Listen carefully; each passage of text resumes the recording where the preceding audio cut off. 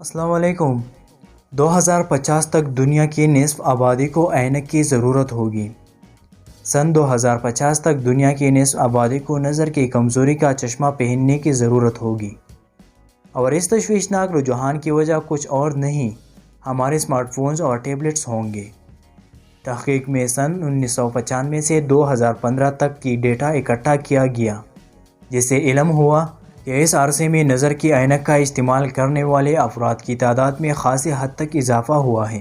ماہرین کے مطابق سن 2050 تک اس تعداد میں مزید اضافہ ہوگا، اور دنیا کی 49.8% آبادی یعنی لگ بھگ 4 ارب سے زائد افراد نظر کی کمزوری کا شکار ہوں گے۔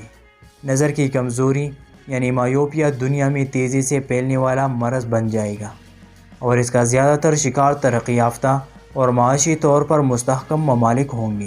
اس عرصے میں چھوٹے بچوں میں بھی عینک پہننے کا رجحان بڑھ جائے گا۔ اسکرین ٹائم کو کم کریں۔ نظر کی کمزوری میں اضافے کی وجہ ہماری اسکرینز کے ساتھ گزارا جانے والا وقت ہے۔ اس وقت ہم اپنے دن کا زیادہ تر حصہ اسمارٹ فونز اور ٹیبلٹس کے ساتھ گزارتے ہیں۔ موبائل کی اسکرین نیلے رنگ کی ہوتی ہے، اور یہ دیگر تمام رنگوں سے زیادہ توانائی کی حامل ہوتی ہے۔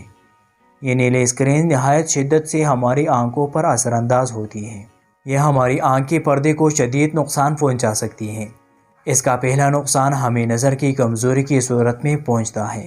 مزید نقصان کی صورت میں ہم ہمیشہ کے لیے نابینا بھی ہو سکتے ہیں۔ نیچر کے ساتھ وقت گزاریں۔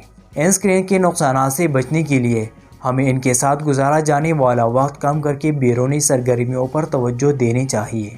ان کے مطابق ہمیں باہر کھلی ہوا میں مختلف کام انجام دینے چاہیے، جبکہ فطرت کے قریب جیسے پارک، سبزیں، سمندر یا پہاڑوں کے درمیان وقت گزارنا بھی ان خطرات میں کمی کر سکتا ہے۔